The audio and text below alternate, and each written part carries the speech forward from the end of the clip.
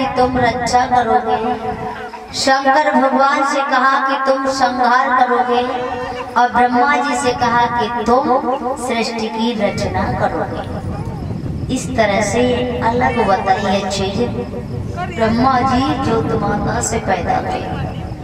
लेकिन राधे श्याम किताब में तो ये दे दिया है कि ब्रह्मा जी कमल के पुष्प पर हुए थे।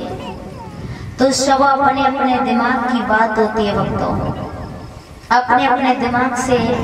ये कभी भी कहूँ विदेश से बन के नहीं आता है, जे कभी वो अपने अपने दिमाग से ही लिखते हैं। और एक जैसी चीज लिख नहीं सकते हैं, एक जैसी चीज लिखेंगे तो लिखने का मतलब क्या हुआ, वो तो नकल हो गई। अपने अपने दिमाग से थोड़ा अंतर जरूर कर देते हैं, जो दिमाग में आया वो लिख दिया। आज तुम विद्वान बन जाओ, तुम अपने भजन कीर्तन की कॉपी बना लगो, किताबें बना लगो, तो मुँह का कवि बन जाओगे। और जो तुम अपनी किताबें बनाओगे, जैसे तुमने का लिख दिया तो सब बार का ही पढ़ोगे। तो तैसी मारने को जाना पहुंचे रवि और वहां पहुंचे कवि। तो कवि ने अपनी अपनी कल्पना सब अलग अलग की है। ब्रह्मा जी को काम सौंप दिया है, तो ब्रह्मा जी ने कैसी सृष्टि की रचना की है। ब्रह्मा जी ने ऐसी ऐसी सृष्टि की रचना की थी भक्तों, क्या उन्होंने विषैली चीज बनाना शुरू किया था। जैसे सर्प है, बिच्छू है, कांतर है, विषैली चीज शुरू की है। भगवान विष्णु ने कहा कि इनसे काम नहीं चलेगा। 3600 गंधर्व रात्रियां, 3600 गंधर्व दिन बनाए, पेड़ पौधे बनाए, गाड़ी बनाई, सब कुछ बनाए, पशु बनाए, पक्षी बनाए, यानी कि सब चीज बना दी उन्होंने। भगवान विष्णु ने कहा कि ऐसे काम नहीं चलेगा, मनुष्य और बनाओ। तो उन्होंने मनुष्य बनाना शुरू किया है मेरे भैया। अब मनुष्य की रचना की है, सृष्टि की उन्होंने मनुष्य कैसे रचे हैं। अब मनुष्य के लिए बनाने लगे हैं ब्रह्मा जी। किसी में अगर एक भुजा लगा दी तो दूसरी भूल जाते हैं, किसी के एक पैर लगा दिया तो दूसरा भूल जाते, और किसी के चेहरे पे एक आंख लगा दी तो दूसरी भूल गए, किसी के चेहरे पर नाक लगा दी तो लगाते चले गए।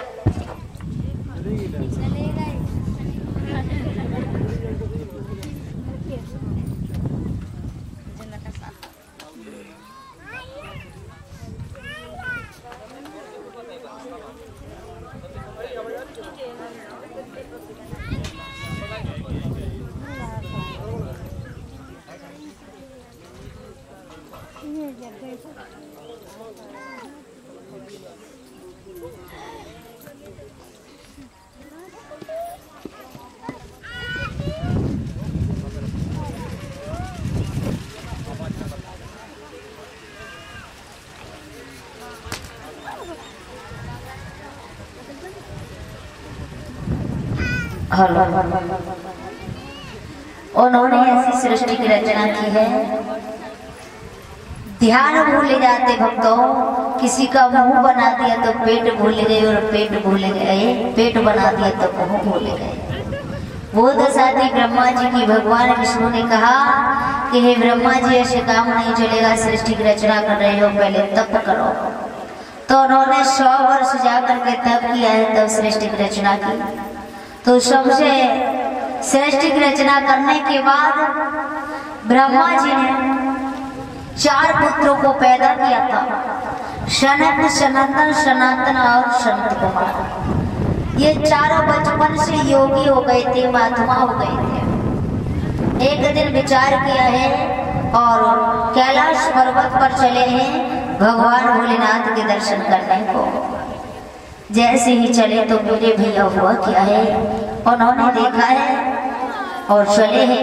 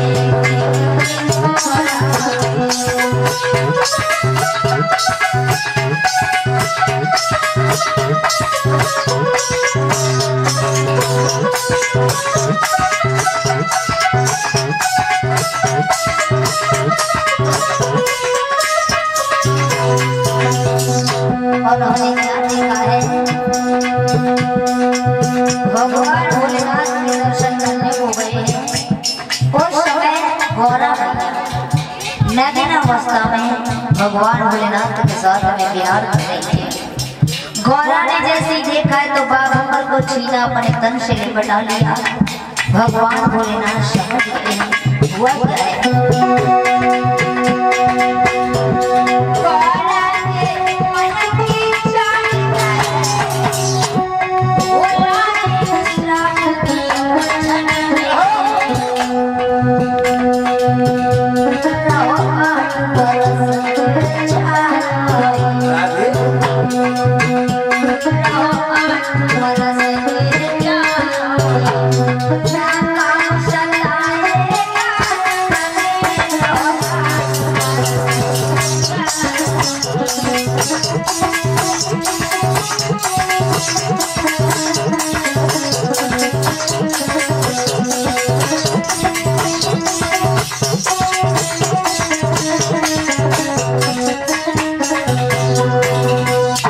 भगवान भोलेनाथ ने और श्राप दे दिया है।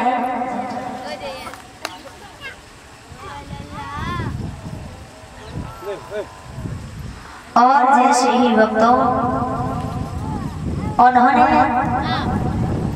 श्राप दे दिया है और ब्रह्मा जी ने अपने पास में बुलाया है चारों को कि सृष्टि की रचना करें।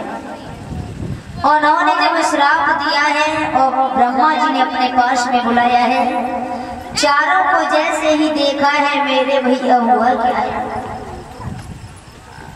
चारों को जैसे ही देखा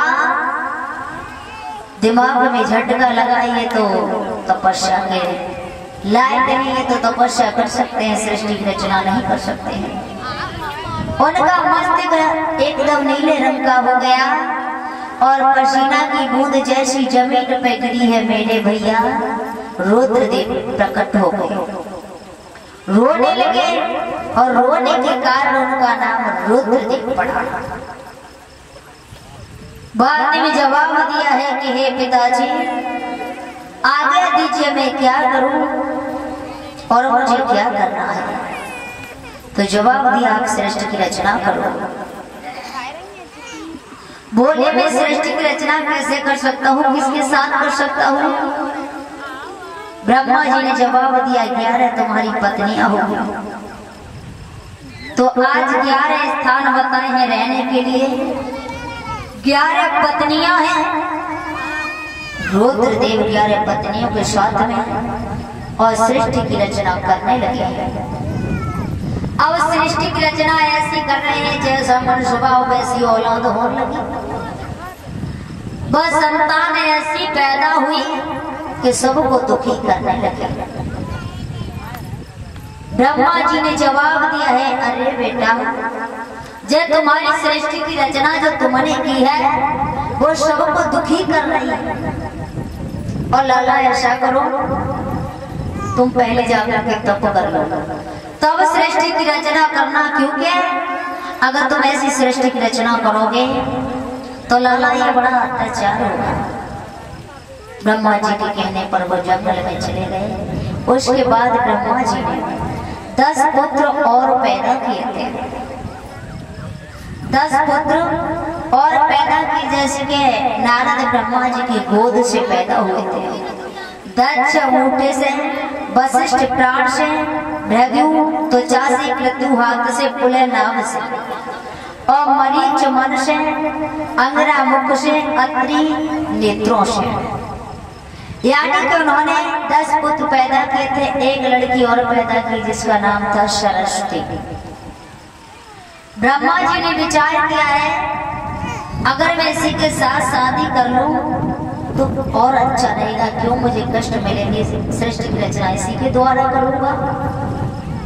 नारद समझ गए और नारद कहने लगे पिताजी क्या सोच रहे हो, अगर तुमने ऐसा किया तो जिस संसार में ना कोई किसी को पिता समझेगा, ना कोई किसी को बेटी समझेगा, ना कोई किसी को बहन समझेगा, ना कोई किसी को भैया समझेगा। हे पिताजी तुम क्या कर रहे हो। ब्रह्मा जी लज्जित हो गए और लज्जित होकर के उन्होंने अपने शरीर को छोड़ दिया। बोलिए गोविंद भगवान की। और जब शरीर को छोड़ा है तो ब्रह्मा जी के शरीर को चारों दिशाओं में ले लिया था। जिसे बोलते हैं आज भी कोहरा अंधकार, जो ठंड के मौसम में पड़ता है वो कोहरा अंधकार है। ब्रह्मा जी का शरीर दूसरा शरीर धारण करके ब्रह्मा जी देख रहे थे कि मैंने जो सृष्टि की रचना की थी और उनमें से एक भी लोगों ने सृष्टि नहीं बढ़ाई है आगे। खड़े होकर के विचार कर रहे थे और तब तक उनके शरीर के दो भाग हो गए। जब दो भाग हुए हैं तो स्त्री पुरुष का जोड़ा हुआ है दाएं बाएं अंग से। उनका नाम था स्वयंभवन शत्रुपा रखा। ब्रह्मा जी से कहा कि कहिए पिताजी हमें आज्ञा दीजिए, हम क्या करें? तो बोले आप सृष्टि की रचना करो। बोले हम सृष्टि की रचना कैसे कर सकते हैं, हम तो आपसे पैदा हैं, हम तो बहन और भाई हो, तो कैसे कर सकते हैं? ब्रह्मा जी ने जाकर के मंदिर में दोनों की भ्रमर पड़वाई। है तो एक ही बाप से पैदा, लेकिन दोनों की भ्रमर मंदिर में पड़वा दी और जवाब दिया आप सृष्टि की रचना करो। बोले हम रहेंगे कहाँ? तो ब्रह्मा जी ने भगवान का ध्यान किया है और ओम शब्द लिया है नसा छिद्र से एक शुगर का रूप बना करके छोटा सा, और भगवान विष्णु प्रकट हो गए। रसातल में डूबी हुई पृथ्वी हिरण्याक्ष को मार करके और पृथ्वी को ले आए, पृथ्वी को बसा दिया। स्वयंभवन शत्रुपा पृथ्वी पर रहने लगे। रहने के लिए जगह यानी कि पृथ्वी ला करके दे दी और कहा कि इस पृथ्वी पर रहो और सृष्टि की रचना करो। तो आज मेरे भैया 1000 वर्ष स्वयंभवन और शत्रुपा ने तपस्या की है और उसके बाद सृष्टि की रचना की। स्वयंभवन और शत्रुपा 1000 वर्ष तब किया था, उसके बाद उन्होंने सृष्टि की रचना की थी। तो 2 पुत्र पैदा किए थे, उत्तानपाद और प्रियव्रत। 3 लड़कियां पैदा हुई थी, आकृति, देवहूति और प्रसूति। ये 3 लड़कियां पैदा की उन्होंने। इस तरह से भक्तों सृष्टि की रचना हुई थी और ब्रह्मा जी ने सृष्टि की रचना की थी। बोले वृंदावन बिहारी लाल की।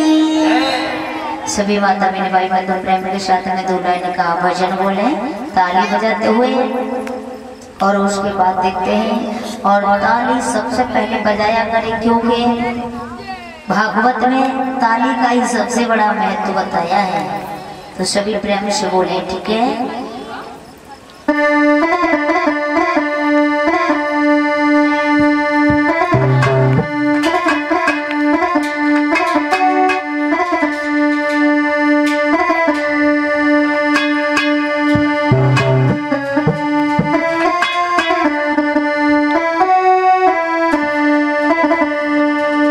सभी प्रेम से बोले।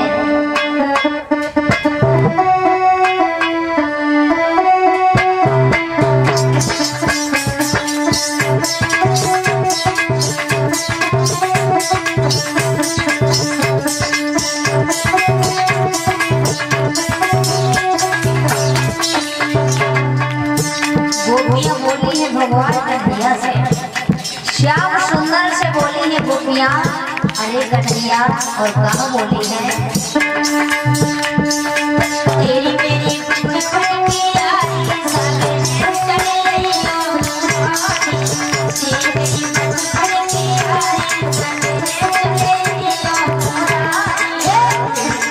बचपन की यारी सारे चले गई।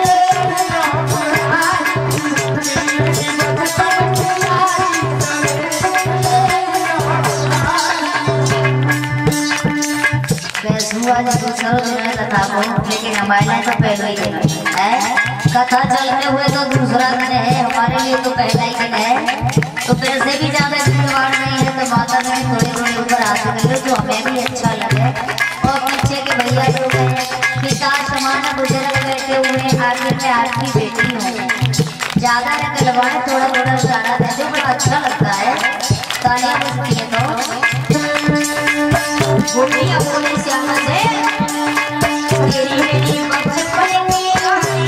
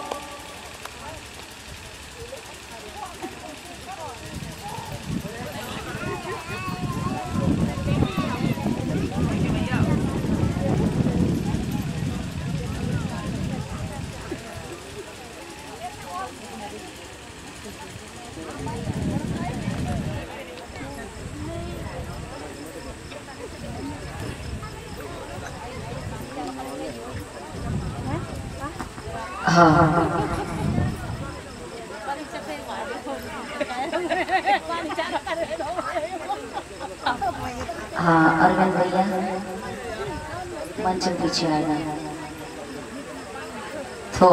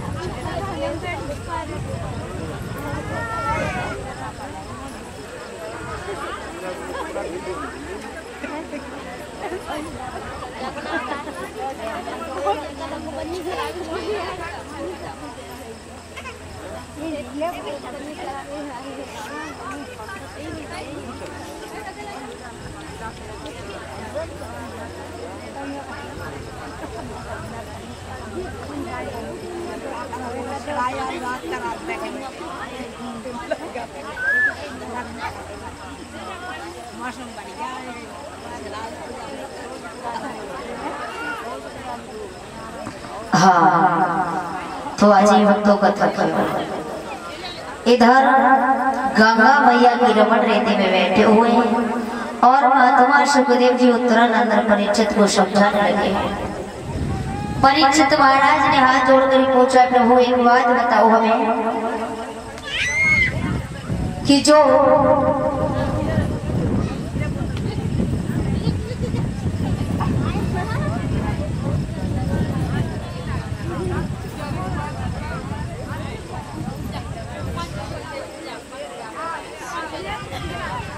हाँ तो इधर सुखदेव जी महाराज से परीक्षित महाराज ने पूछा, दीन बंधु ये बताओ कि जो राजा दक्ष हुए थे ब्रह्मा जी के अंगूठे से, वो अपनी सब लड़कियों से प्रेम करते लेकिन सती से दोष क्यों रखते थे? तो सुखदेव जी महाराज कहने लगे कि हे राजन परीक्षित हम तभी बताते हैं। राजा दक्ष की शादी हो गई थी प्रसूति के साथ, जो स्वयं भगवान शत्रुपा से पैदा थी प्रसूति, उनके साथ शादी हुई है। और शादी होने के बाद मेरे भी यह हुआ क्या है,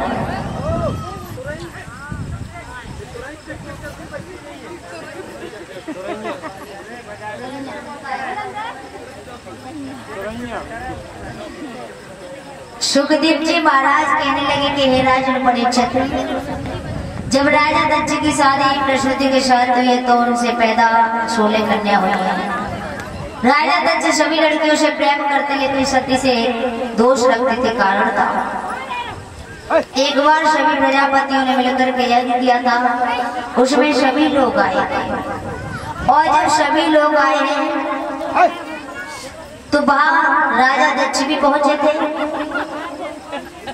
सब लोग अपने अपने रिश्तेदारों के पास बैठे हुए थे मेरे भैया।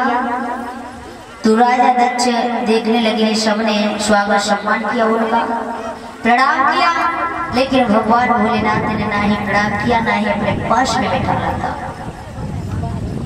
जब पास में नहीं बैठाला है तो राजा दक्ष को बड़ा क्रोध आया और कहने लगे, सबने मेरा सम्मान किया और ये मेरा दामाद है, इसने मेरा अपमान किया है। जवाब दिया है अब इसे मैं बख्शूंगा नहीं, अरे मैं इसके ससुर लगता हूँ, दूसरा पिता के बराबर लगता हूँ। लेकिन भगवान भोलेनाथ तो भोलेनाथ है, वे तो भोले उन्हें सिर उठा के ऊपर को नहीं देखा कि कौन और क्या कह रहे हैं। जब नहीं देखा है मेरे भैया तो चुपचाप देखे, और जब चुपचाप देखे तो राजा दक्ष को बड़ा क्रोध आया और कहने लगे, राजा दक्ष क्रोध में आकर के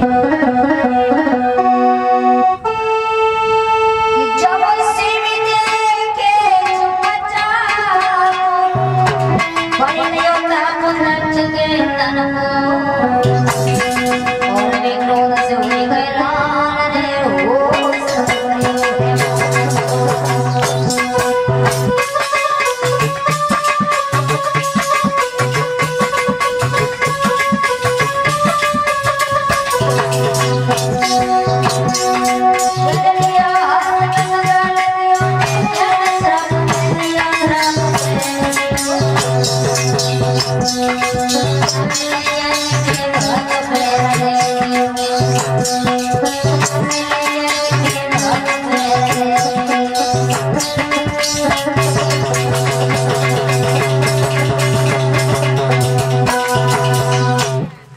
तरह से और दक्ष ने श्राप दे दिया कि जा तूने मेरा अपमान किया है, मैं तुझे श्राप देता हूँ, तुझे यज्ञ में भाग नहीं मिलेगा। और श्राप दिया है। इधर नंदीश्वर ने सुना है कि श्राप दे दिया, तो नंदीश्वर उठा जवाब दिया है, शिव से द्रोह करने वाले तेरा मुंह बकरे का हो जाएगा। भृगु जी उठे हैं, श्राप दिया है नंदीश्वर ने। भृगु जी उठे और भृगु जी कहने लगे शिव के घर सभी पाखंडी और मंगे हो जाए। इस तरह से श्राप देते हुए वहां से चले आए हैं। और जब चले आए, शंकर भगवान चले आए, कैलाश पर्वत पर बैठे हुए थे। सती अपने पति के पैर दबा रही थी, तो उन्होंने क्या देखा, ऊपर से विमान जा रहे थे और विमानों में देवता और देवियां जा रहे। सती पूछने लगी स्वामी ये सब देवता कहाँ जा रही है? तो जवाब दिया सती तुम नहीं जानती हो, ये तुम्हारे पिता के महलों में जा रहे हैं। क्यों? क्योंकि तुम्हारे पिताजी यज्ञ कर रहे हैं और सब देवता वहीं पर जा रहे हैं। सती ने दोनों हाथ जोड़े बोली है स्वामी अगर मेरे पिता ने यज्ञ किया तो कोई बुरा नहीं किया है, मैं तुम्हारे हाथ जोड़ रही हूँ, सब देवता जा रहे तो वहां तो मैं भी जाऊंगी। बोले पागल तो नहीं हो गई हो, वहां मत जाओ, बिगर बुलाए जाना ठीक नहीं है सती। लेकिन वो सती नहीं मानी और भगवान भोलेनाथ को दक्ष के कटुक वचन याद आ गया। भगवान भोलेनाथ कहने लगे सती क्यों पागल हो गई हो, तो वहां मत जाओ।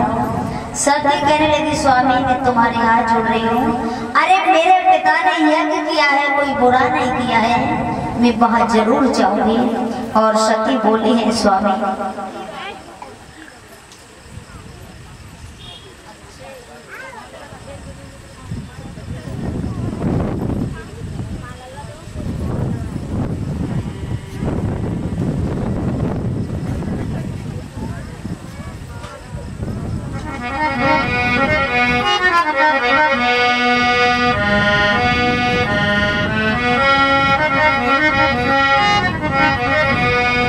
आज सती बोली है अपने भगवान भोलेनाथ से स्वामी मैं तुम्हारे हाथ जोड़ रही हूँ और मेरे साथ चलो। वो बोली है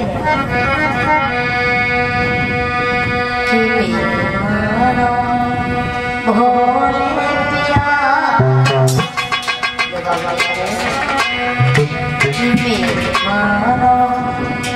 भोले पिया और जाने